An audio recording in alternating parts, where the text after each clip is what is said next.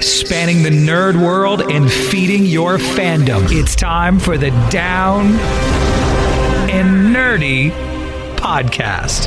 Here's your host, James Witham.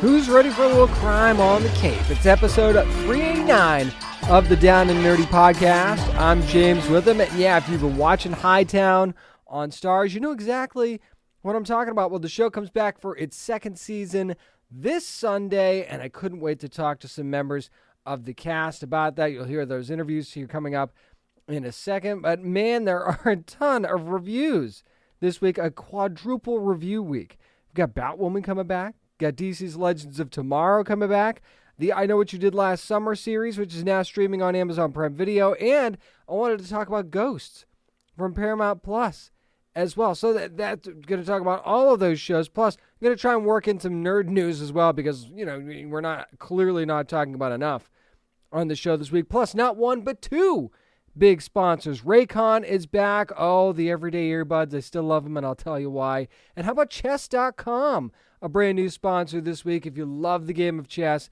this is a really, really great way to play, and I'll tell you all about a great deal I've got for you on that as well coming up. But hey, I teased it. Let's do it. Let's talk to the cast of Hightown from Starz about season 2. We'll do that next on the Down and Nerdy podcast.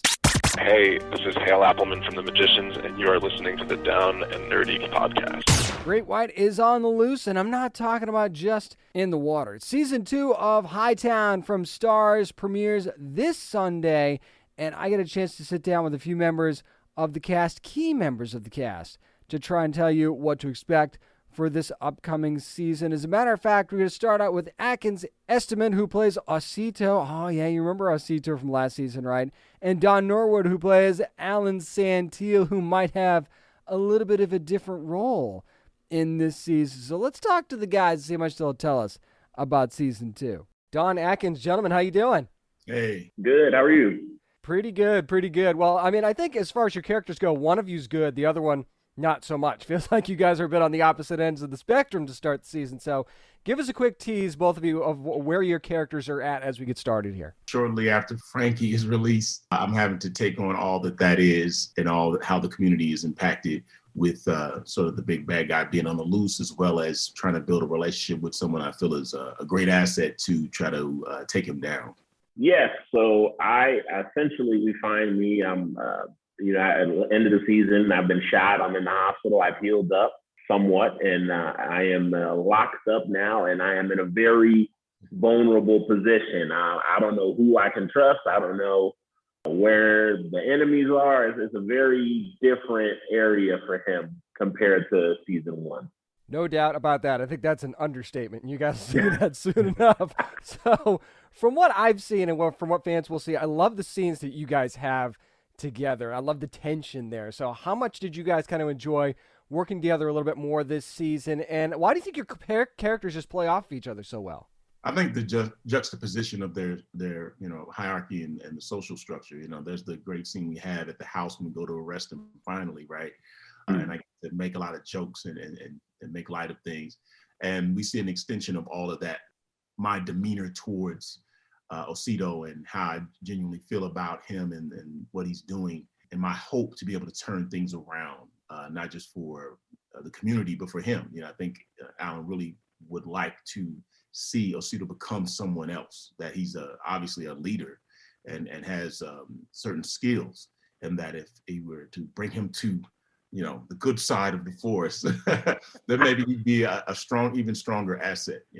I feel like the moments are so good because they're, like Alan was saying, the characters and their wants are so opposite of each other. And also another element to think about is that both of us are Haitian. We both have a Haitian background, but Alan's character clearly walks the right way. He walks the line and he does things by the book, and he's a quote unquote good guy. I am not. Mm-hmm. So, or at least my character is. So I feel like for him, there's also that element of, you're making us look bad, like, why can't you be a better person? So with that, all of that in mind, it's just like such a rich bed of things to choose from, to pick on and to to play with. And I think that we really just had fun with it in every scene and every interaction you had with us. And it really birthed some great moments. You really, really did. So Atkins, for you, we know the Cuevas family kind of has a history of tying up loose ends. Osito would know that better than anybody. So how worried should he be, and could it make him a bit desperate? I think he should be very worried. And I think that there is certainly some desperation there. I mean, Frankie, when he was locked up, still had a lot of power and a lot of influence. And now he's free. So if anything, he's even more dangerous. And I'm in the opposite position where I'm confined. I'm in a space where I can't escape. So I think that there is definitely a lot at stake, a lot on the table. And he's a smart guy. And he very much has read the situation for what it is.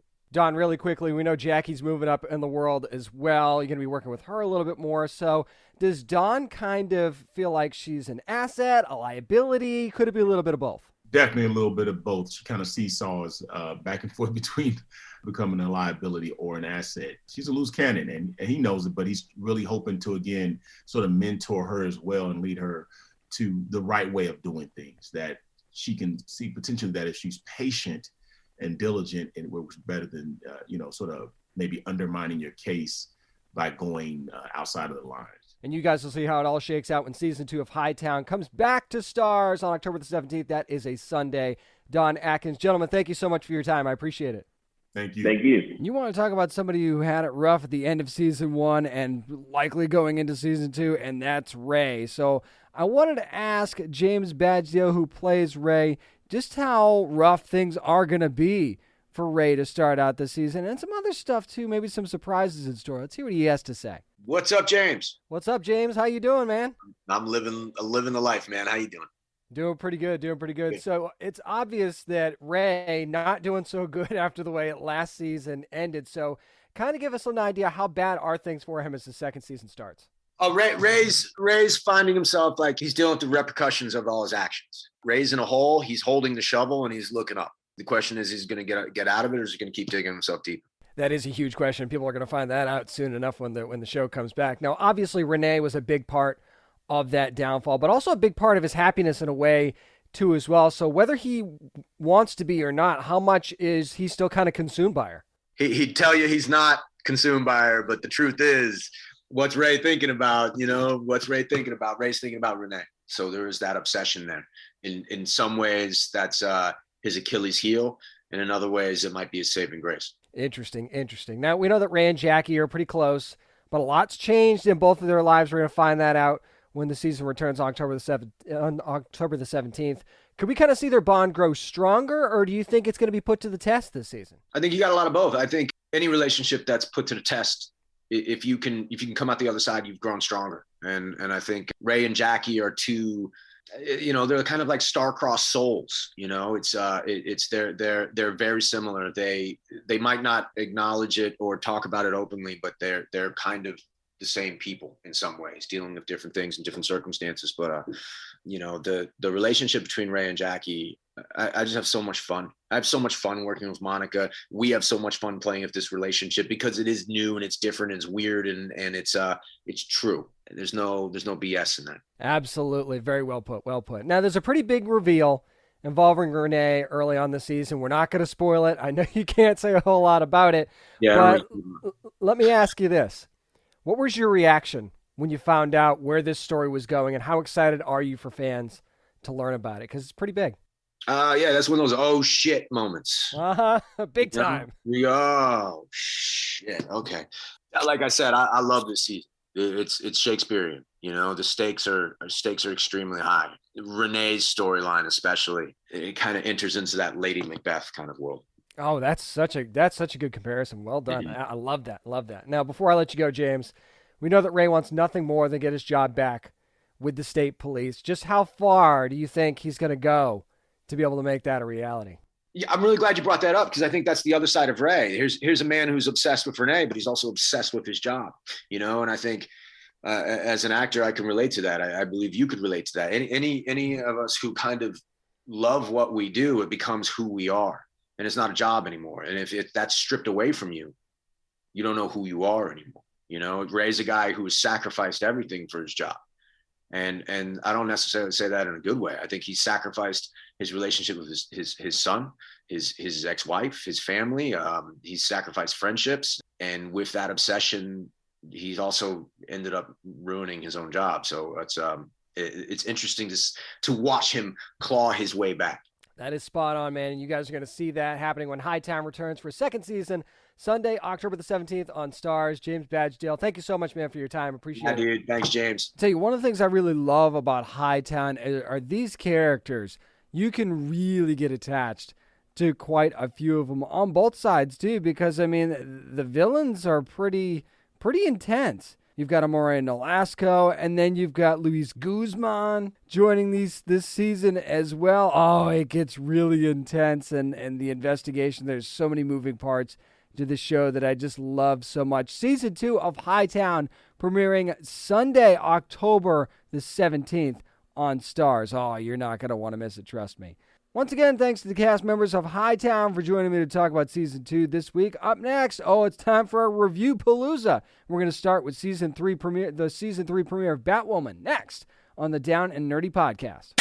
Yo, this is Cam Rush Johnson from the cast of Batwoman, and you are listening to the Down and Nerdy Podcast. Our review palooza starts in Gotham. It's the Season 3 premiere of Batwoman, and yeah, I gotta go spoilers here because, hey, let's face it, it's been a few days since it aired. You want to talk about spoilers, and we're gonna do that. So, again, I'm not gonna break down every single element of the episode. You know, Ryan Wilder is Batwoman now, whether you like it or not. She is. We've also got Batwing. Luke Fox is officially Batwing, and we finally get the name in this episode, which I thought was really, really cool. And we've got a lot going on with Alice as well. But I want to start with Mad Hatter, because we do get Mad Hatter in this episode, but it's not Jervis Tetch. It's somebody else completely, but plays the role pretty well. He actually is an Alice fanboy, which I thought was an interesting angle to go with. And it really, really worked out. And having the hat be more of a tech piece than anything else, I thought was also really interesting. But the main theme of the season is the hunt is on, basically, for the stolen Batman, or should I say missing Batman trophies. And we see a bunch of them at the beginning of this episode, Mad Hatter's hat being one. So that's basically, it's almost going to be like a Legends of Tomorrow-esque season for Batwoman, if you think about it, because they're always trying to track down some sort of anomaly in the timeline, and it's a weekly thing, and it seems like this is going to be a weekly thing as well. Although we're also going to get the season-long arc of now what looks like an Alice and Batwoman team-up thanks to Renee Montoya. But let's just face it, and I understand, okay, why some people don't like Ryan Wilder as Batwoman. She's still kind of sketchy, and I understand that. And maybe that's not what you're looking for in your Batwoman, but basically Ryan screws herself in this episode. And she continues to make mistakes, which you kind of expect her to make mistakes because she's still early on in her herodom.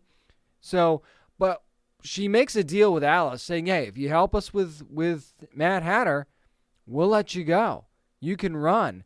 And then, of course, she doesn't exactly do that. And I know that what you're thinking is, hey, Batman would never make that deal. Well, most villains would know that even if Batman tried to make that deal, that he was lying, so they would go back on that anyway. But the thing is that Alice is in a very fragile place because she thinks her dad's communicating with her. She's in a her mental state already isn't great anyway, but now it's really, really not great. But Alice isn't stupid either. When you back her into a corner, when she thinks that she's in the most trouble, that's when she is the most clear mentally.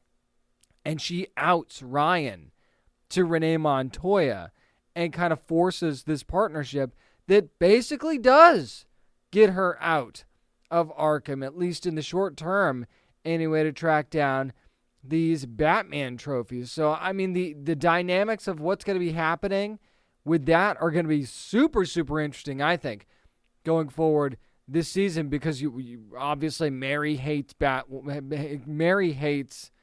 Alice probably more than anybody on the team. Alice is also holding the whole thing over Ryan's head about her mom being alive, and I guess we kind of see her mom at the end of the episode, or at least that's the implication anyway. So what we're doing here is we're creating a lot of interesting dynamics throughout this season. But the one thing that we're not doing is letting go of Kate Kane, and I think that's a mistake.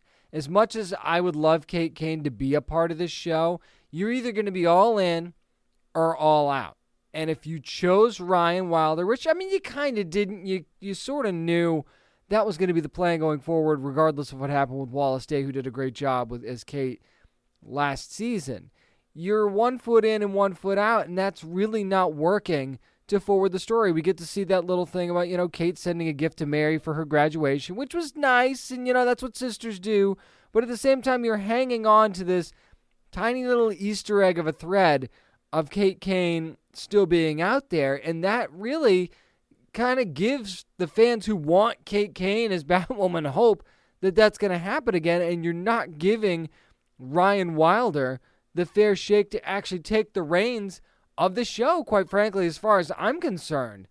Anyway, so I would like to see the show just make a decision as to who is going to be their Batwoman. And I get it, it's just an Easter egg, it's just a little name on a piece of paper, and a couple references in regards to Sophie and her love life. I get that.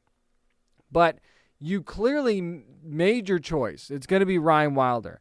Every reference to Kate Kane, to me, sets that back, because you're never really going to get, maybe you feel like you're not going to get those fans anyway. Maybe you're just giving up on them entirely. But you're never really going to get fans reeled back in to the show that might be out of the show right now until you make a commitment to Ryan Wilder and see where it goes. It's either going to be fantastic and you'll get exactly what you want out of it, or it's going to fail miserably, and in which case you're going to get canceled anyway. It's not like you can go to the network and say, whoa, don't cancel us, we'll bring Kate Kane back.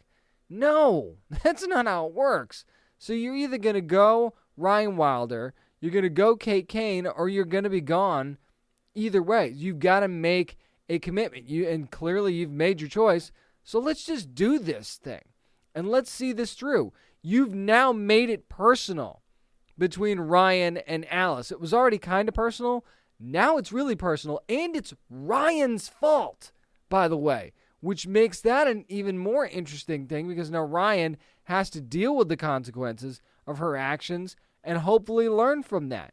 So you've got a double redemption thing going on. You got redemption for Ryan and Alice at the same time. And whether you want Alice to be redeemed or you think she should be, maybe is one of the interesting talking points of this season as well. But that's what you needed to do. It was always going to be personal between Kate and Alice. How are you going to make it personal between Alice and Ryan? You tried the whole she killed her mom thing. Clearly that didn't work out. Now you've made it personal. And this is maybe what was missing from that dynamic, other than, the hero versus the villain aspect of the whole thing. So, going forward, keeping an eye on Batwoman, we're keeping an eye on Luke Fox and his journey into being a hero, and being a very freaked out hero, by the way. And maybe Dad's going to be in the helmet to help him out from now on. Maybe Dad's going to be his Jarvis inside the Batwing suit. That would be pretty cool. Mary's a legit doctor now. There's a lot of things to follow and like about this season of Batwoman, but I need that commitment that you're going to stick with Ryan Wilder from now on and just see where it goes. Is it risky? Yeah, it's risky. But you need to not have 1 foot out and 1 foot in on who is the true Batwoman, who's going to be the lead of this show. So I get the Easter eggs. I don't think they're helping you. You're not going to convince... It's not a way to get fans to... You shouldn't forget Kate Kane, but in the context of this show, she's not Batwoman anymore, and she's not going to be. So stop making references to her and having some fans hold out hope that someday she's going to return to the cowl. This week, the Down and Nerdy podcast, once again brought to you by Raycon, and there's so much going on in the world still right now, whether it's something you're excited about, like helping your kids pick out their Halloween costumes for this year, or stuff you'd rather not think about, like the fact that you're going to have to start your holiday shopping probably earlier than you ever have because of all these shipping delays and stuff.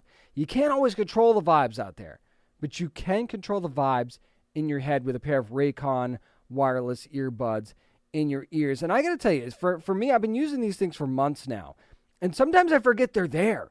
That's how comfortable they are. And that's not one of those, oh, well, they wrote that down, you're supposed to say that. No, I'm serious. Sometimes I legitimately forget that they're there because of how comfortable they are. You know how when you used to stick those old wired earbuds in your ear, the hard plastic and all that stuff, and it just felt awful? Well, these new everyday earbuds look, feel, and sound better than ever. For me, it's a really good way to just pop these in and escape for whatever I'm listening to. Whether, I'm a classical music guy. Sometimes I like Lindsey Sterling as well. So sometimes I'll listen to that to get me in the right frame of mind. Or maybe I'm just editing the show. I use them to edit the show sometimes as well. And I was on an airplane the other day, and I actually put them in the airplane to watch a couple of episodes of DC's Stargirl, and it really blocked out the noise of the plane really well. I could hear the show. It was an amazing thing. It's better than any headphones that I've used so far. And you don't have the bulky headphones on your head either, which I love. And not to mention, Raycons actually have 8 hours of playtime and 32 hours of battery life. I barely have to charge these things. That's how much battery life there are. To me, it's lasted a lot longer than that for mine anymore. At least it seems that way. But here's the deal. If you don't love it, there's a 45-day happiness guarantee.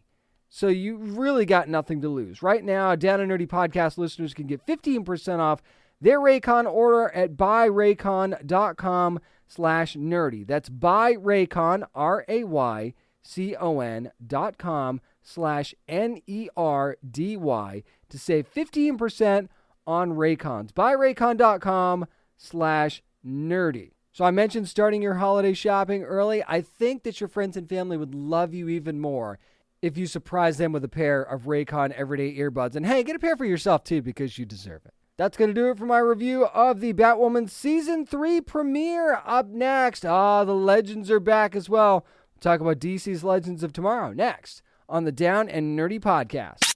This is Matt Ryan from Constantine City of Demons, and you are listening to the Down and Nerdy podcast.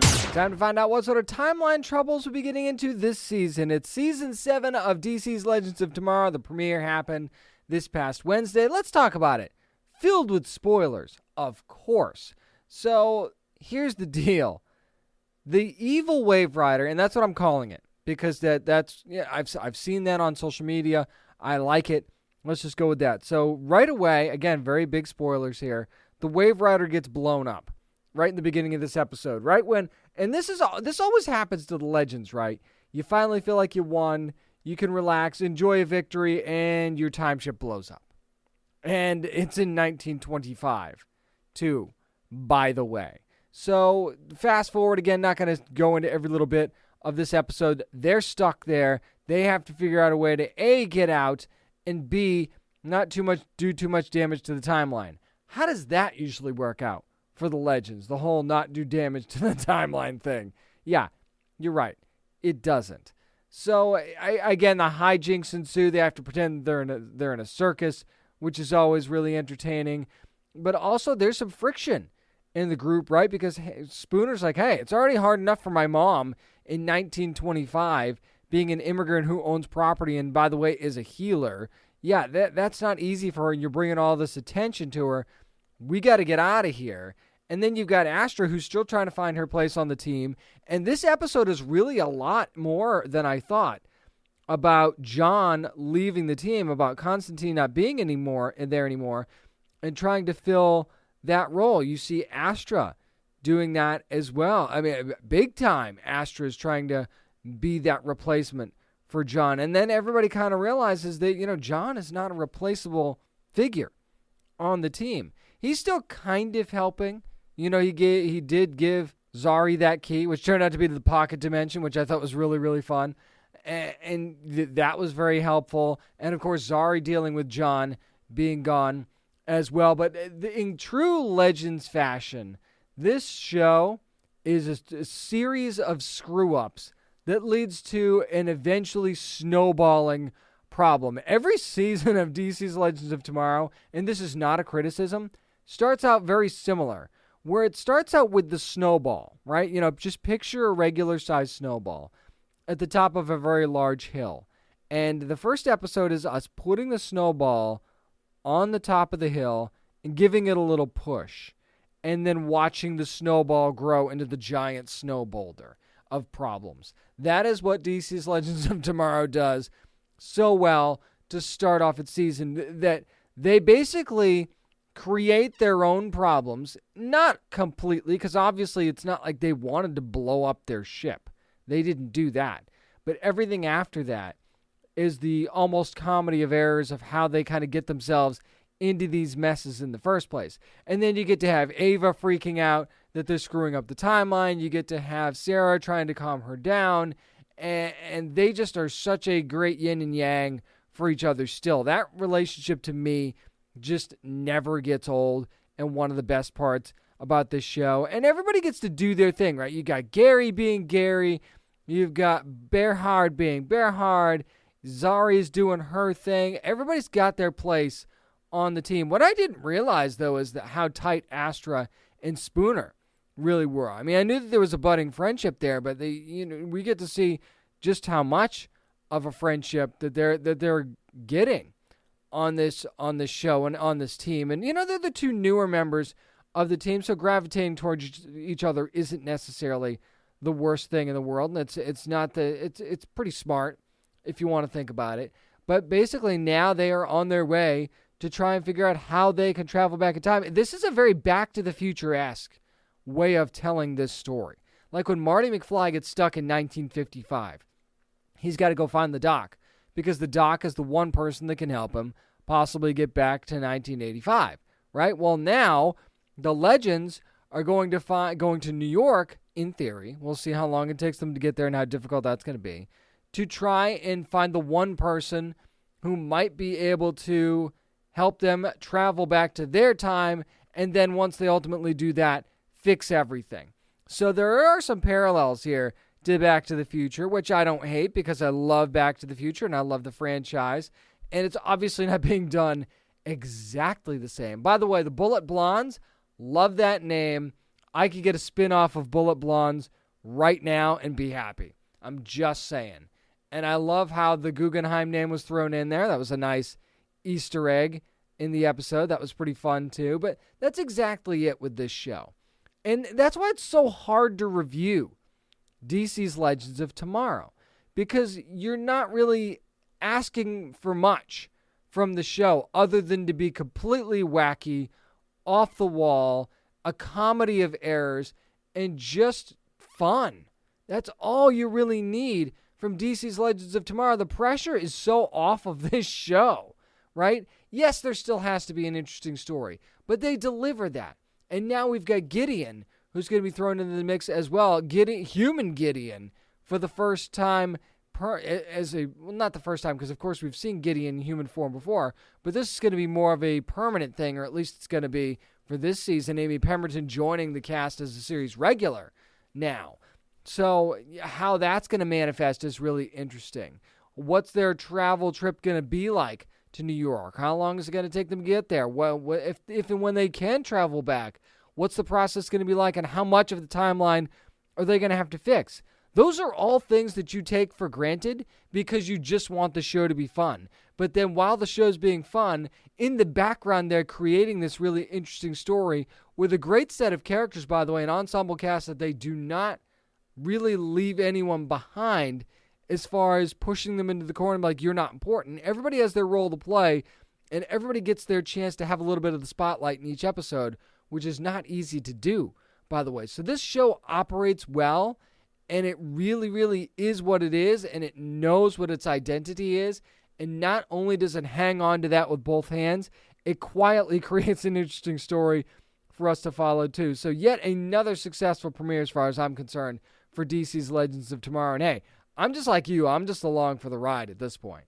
This week, the Down and Nerdy podcast is brought to you by chess.com. And I've loved the game of chess since I was in middle school. That's how long I've been playing. And I've really been getting back into it. And clearly, I'm not the only one because chess is just blowing up right now. And hey, the Queen's Gambit certainly helped. You watch that on Netflix. That certainly helped make chess more popular. Maybe that's when you started playing well. On chess.com, it's free and easy to play.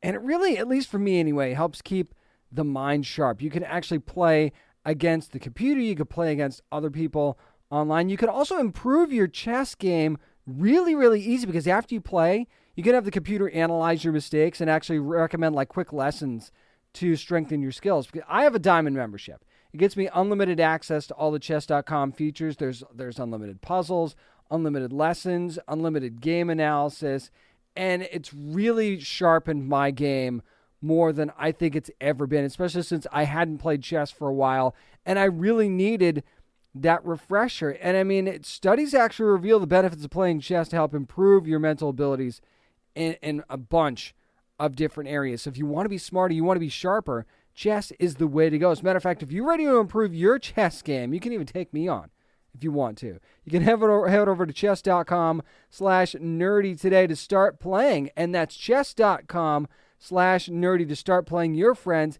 and learn chess today. Whether it's from watching The Queen's Gambit on Netflix or it's something that you used to play and you're thinking about getting back into it, a great way to take it with you on the go is at chess.com.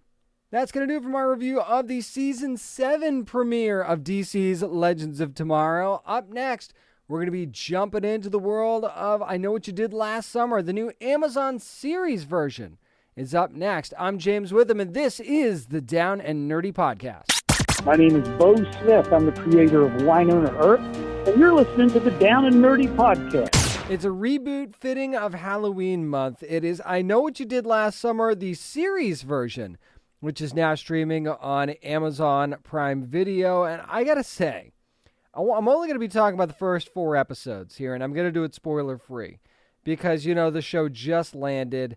I'm not going to be that guy that thinks you woke up at 3 o'clock in the morning East Coast and started watching it. Okay, so we're just going to kind of dance around and tease around the first 4 episodes. And I will say, it's very much a modern update on the story that you know and love, but there's some twists to this story too that make it a little bit different. Now, first of all, I will tell you this, and I don't really think this is a spoiler, and that is that Madison Eisman is pulling double duty. She's going to be playing the roles of Lennon and Allison, which she does a fantastic job with, by the way. But I got to say, before I get into any more of the characters and anything like that, this series really hinges on your reaction to the huge twist in the first episode.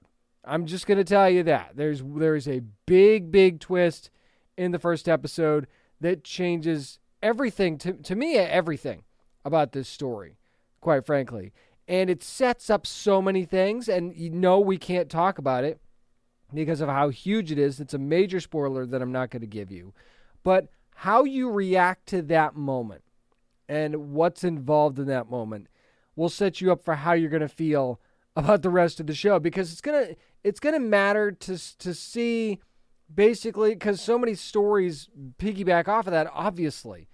But there's also certain decisions that characters make that you have to decide, you know, how much that impacts you. Like Bill Heck's character of Bruce has a huge decision to make at one point, and you're going to have to decide how much what happens affects your reaction to the decision that he makes, and how much maybe that fires you up or maybe you don't care, sort of thing. So everything hinges on one big moment. And to me, that's a big risk that's either going to pay off really big for Amazon in this series, or it's going to be one of those things that tunes people out right away. I think that I'm not saying it's all or nothing, because I think you could say, oh, well, the twist is okay. I'm still in it to find out, you know, who the mystery is, because obviously there's still a killer on the loose, and you want to find out if you can figure out who the killer is and things like that.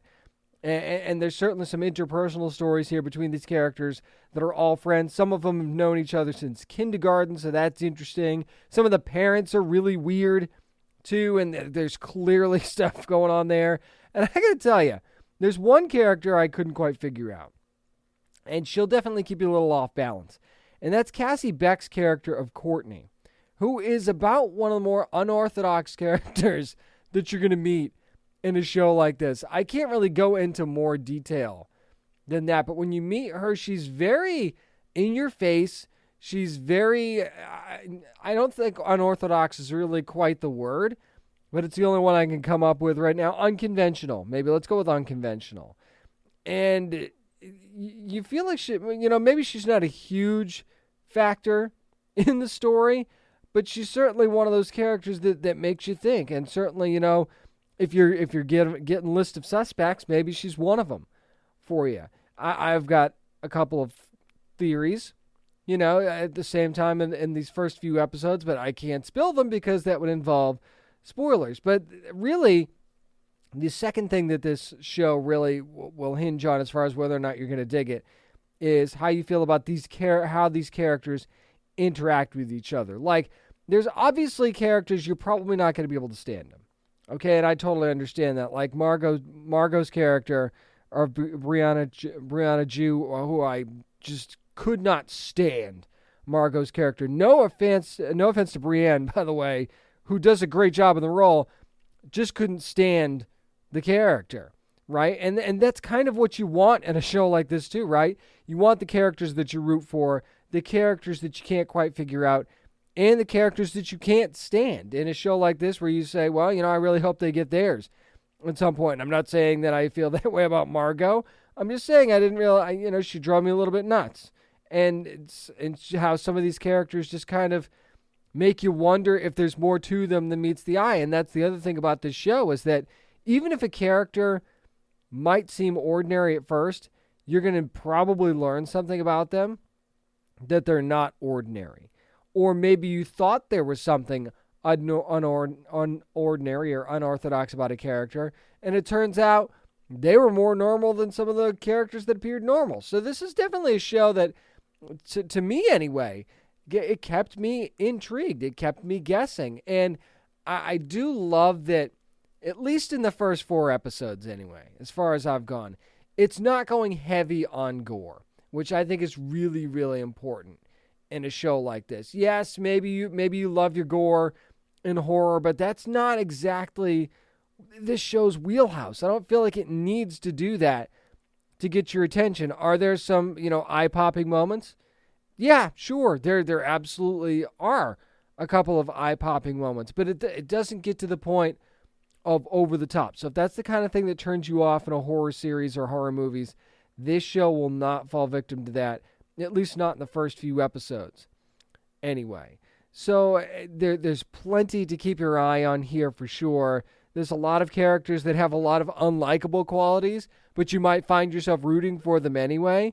And there's one in particular who again, I can't give you who it is because it will reveal one of the big spoilers. This is the problem with doing these spoiler-free, is that I have to kind of, do a little dance that you guys can't see because this is audio and I'm not showing you video here, but you do the little dance of trying not to reveal the stuff that they ask you not to reveal, and then you sit here listening to me going like, well, what the hell? Well, when you watch it, you'll understand exactly who I'm talking about and what I'm saying. The whole point is I want you to watch it and judge for yourself and see if you agree with what I'm saying. So what I'm telling you is that this show has a lot going on for it. It doesn't lean too hard into the young adult teenager aspect of things. Of course, this is happening at all of their graduations, and that's when the accident occurs. So there is a little bit of a teenage life spin to this show, but it's not heavy leaning into that. There are some aspects of that type of a story that are going to make these characters annoy you a bit if you're a bit older. So I will definitely tell you that was one of the factors for me, but that's also kind of the point of the story. Actually, if you're younger, some of these characters might annoy you too, because they might remind you of somebody that you know right now, or remind you of somebody that you did know, or remind you of somebody that you try to avoid at all costs. And I totally understand that.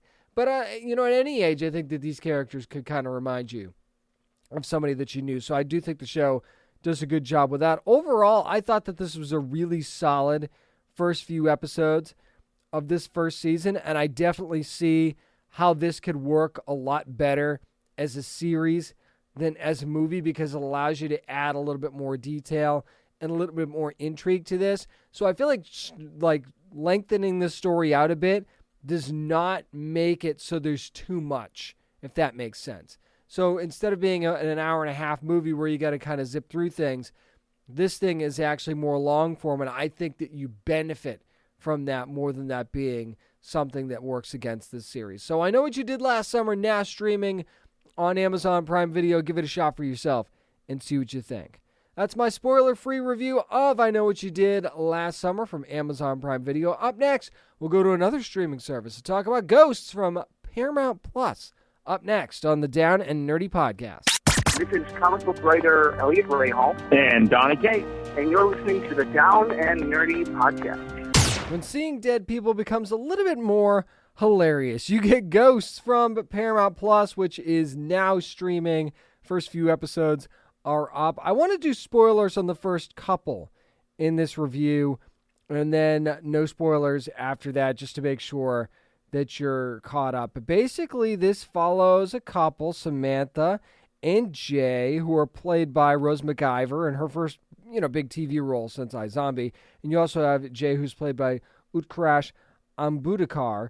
And I hope that I got that right. And I'm only going to do that once because I don't want to try and screw it up again. So, by the way, Utkarsh was actually in Free Guy as well and did a fantastic job there too. So, basically, they inherit a house from a family member of Samantha's that has passed on, and it turns out this house is pretty freaking haunted.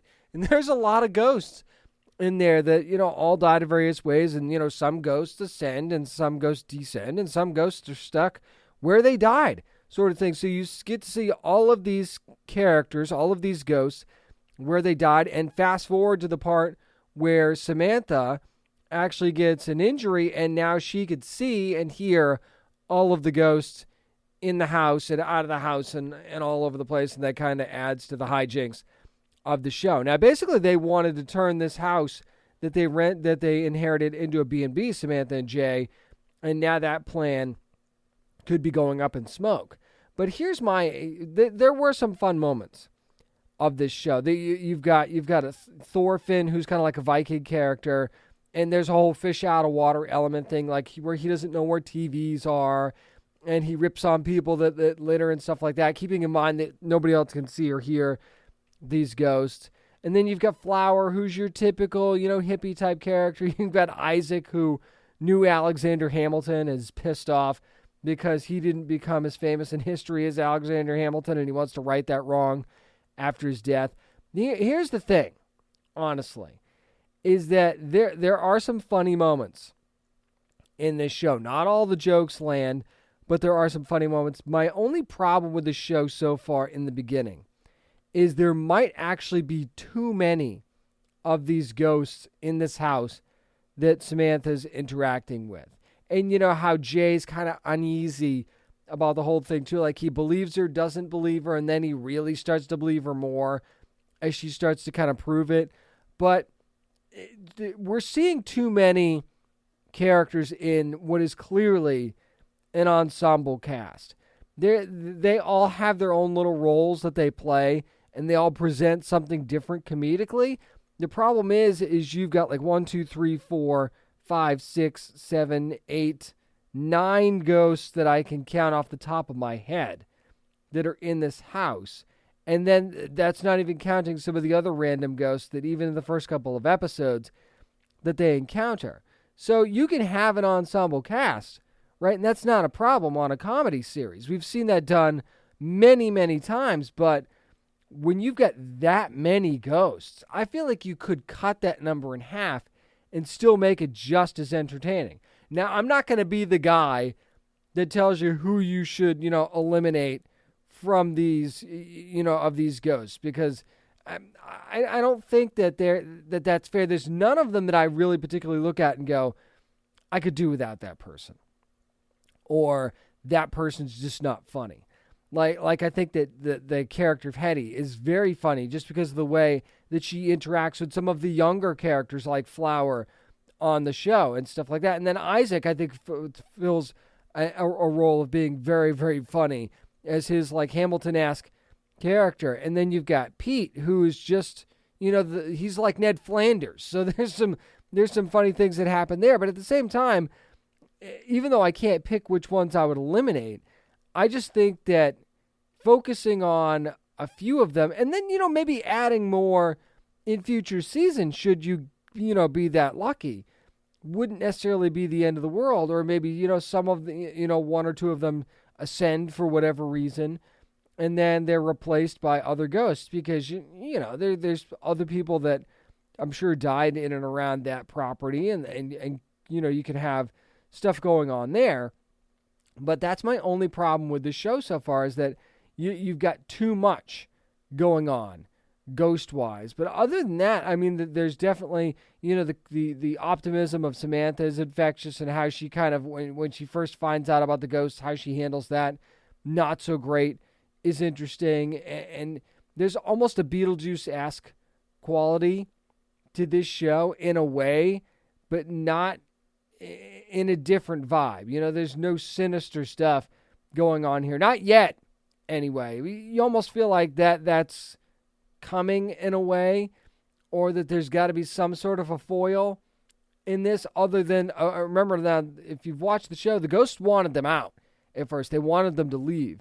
And now they're kind of making this coexistence pact sort of thing to try and all live together. So I don't know how sustainable this story is going to be, but I think it's going to rely heavily on Jay and Samantha's relationship and how that goes, but also how well the comedic moments are between the ghosts and the living in this series. I think is going to be crucial to see if this show has a prayer of lasting beyond what it already is. So, I don't love it. I don't hate it. I certainly think that it's funny enough that I'm going to keep watching it and see where it goes. But this is also one of those where I'm going, I could fall off of this if this starts not being as funny as I want it to be. So if you've watched Ghosts, let me know what you think, and we'll maybe revisit this review somewhere around the mid-season part, or maybe around the finale, and see what I think then. That's going to do it for my spoiler-ish review of Ghosts from Paramount Plus, which is now streaming. Up next, we'll tackle some nerd news, maybe rewind a little bit to New York Comic-Con and get some of the stuff there. I'm James Witham, and this is the Down and Nerdy Podcast. This is Malcolm Barrett from Timeless, and you're listening to the Down and Nerdy Podcast. When No Way Home turns to Can't Go Home, it's time for nerd news. Before I get to the Spider-Man news, though, there really wasn't much notable news to talk about from New York Comic-Con. I was getting ready for the show this week. I thought, maybe we'll look back, and then I realized that was a week ago. There was only a couple of minor trailers, some release dates that happened. As a matter of fact, Amazon, I think, dropped most of the news more than anybody. So if you want that news about like when The Expanse is coming out, when Hannah Season 3 is going to be happening, stuff like that, which is all great, I just go to downandnerdypodcast.com. I feel like we're kind of wasting our time talking about that here when there's other stuff that we could be talking about, like Tom Holland possibly being done playing Spider-Man already. I know, don't freak out just yet, though. This was in a conversation that he had recently with Entertainment Weekly. I'm not going to tell you exactly what the quotes were, but he said there's a particular scene in No Way Home that kind of made him feel like this was the last time that they could all be together, and how emotional he was.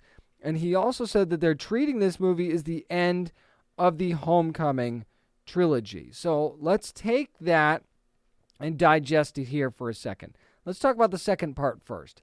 Just because this is the end of the Homecoming trilogy doesn't necessarily mean that it's the end of Tom Holland as Spider-Man. So that's an overreactionary type of thing, right?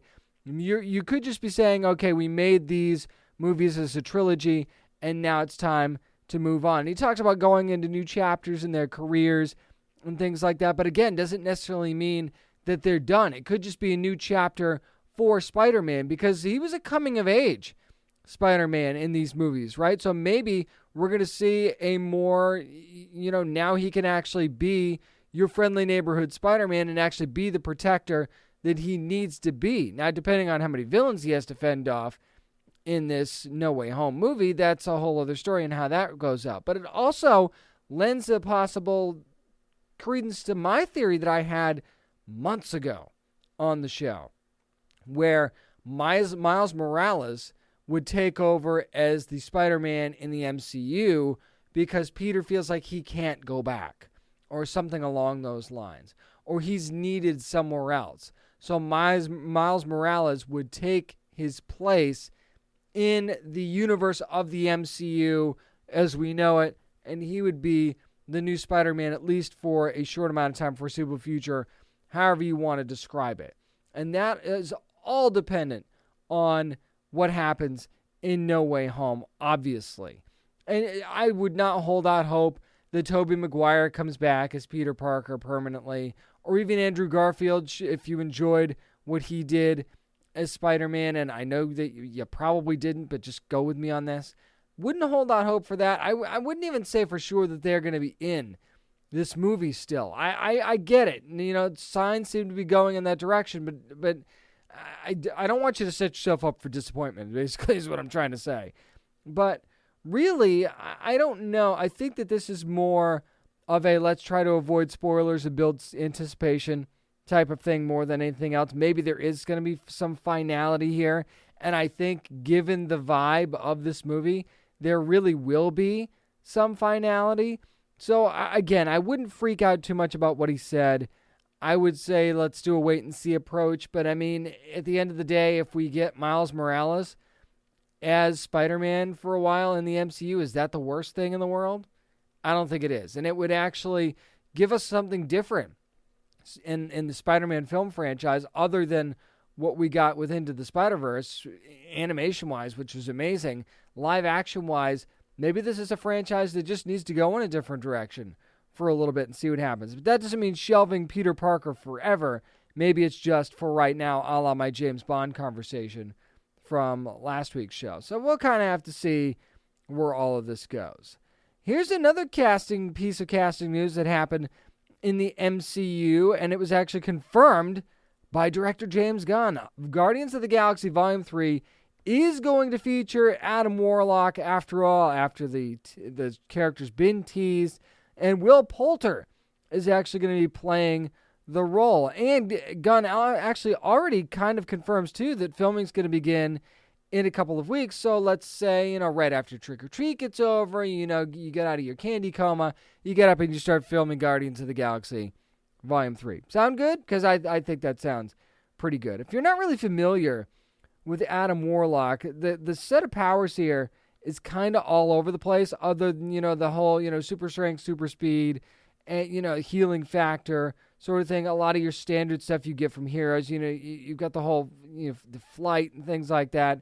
But there's also the possibility that this character will have some sort of magical abilities, some sort of quantum magic where he uses the energy around him to create some sort of magic and cosmic powers. So again, none of these abilities are actually confirmed for this character in this movie. The reason I'm saying this, I guess, is because there's a lot of different directions that you can go with this character in this movie based on all the iterations. And from the Suicide Squad that James Gunn knows how to dig deep in comic lore to find something that he feels like works for him and his movie. So it's not like this is going to be a hard and fast set of powers that for sure are going to be there, or even what kind of an Adam Warlock that we're going to get. But, Will Poulter is just one of those rising stars that it's hard to believe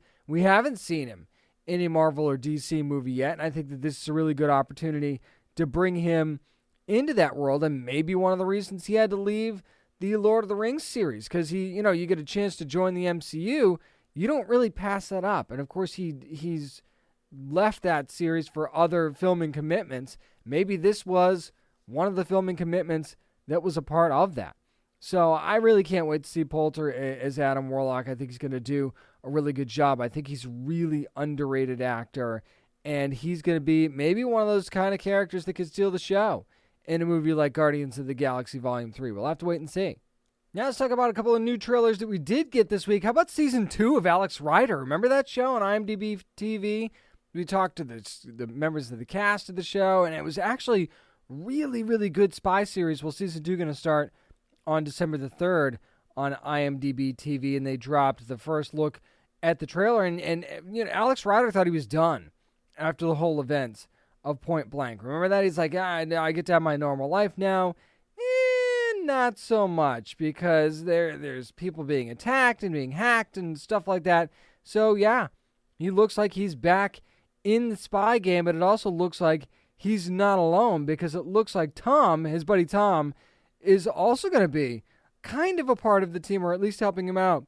And you've also got Jack, who's now his caretaker, his guardian, it seems like at this point, who's going to be involved as well. But also that voice to also try and keep him grounded. And oh, by the way, he's just going to be taking on a tech billionaire named Damian Cray, too, by the way. And there's this dangerous hacker known as Smoking Mirror, too, by the way, that's going to be going on. And this is all kind of, intertwined into this video game. And this is also based on the book, by the way, Eagle Strike, in the Alex Rider series. So if you're familiar with that book, that's what this season is going to be based on. But again, this is just a set of characters that works out really well.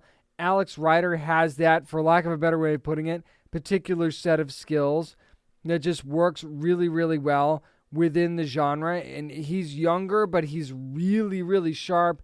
And he and Tom have this really cool buddy relationship that really works in a team atmosphere, like almost like a Mission Impossible type team group or spy group. You always have to have that bond, and he and Tom have that. And how Jack factors into this, I think it'll be really cool as well. So I'm really stoked, actually, for season 2 of Alex Rider when it comes to IMDb TV on December the 3rd. Here's something I'm not so stoked for, and even less so after seeing the trailer, and that's for Home Sweet Home Alone, which is the Home Alone reboot coming to Disney Plus on November the 12th. I say reboot. It's actually based in the same universe, because you see Buzz McAllister. That's right, Kevin's older brother is in this movie. Kevin is not, though. Macaulay Culkin said, I'm not involved with this.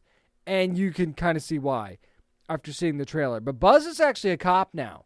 And you'd think that would kind of, make this a lot shorter of a movie, because Buzz has kind of seen this thing happen before now a couple of times, and he'd be able to cut to the chase a little bit faster. But it's the same gist, mom accidentally leaves the kid home alone. The kid kind of annoys her a little bit, gets lost in the shuffle of the family trip, and gets left home alone. But again, I look at this and I say, I don't know how this in a world of cell phones, I don't know how this is a problem. And I'm not talking just cell phones.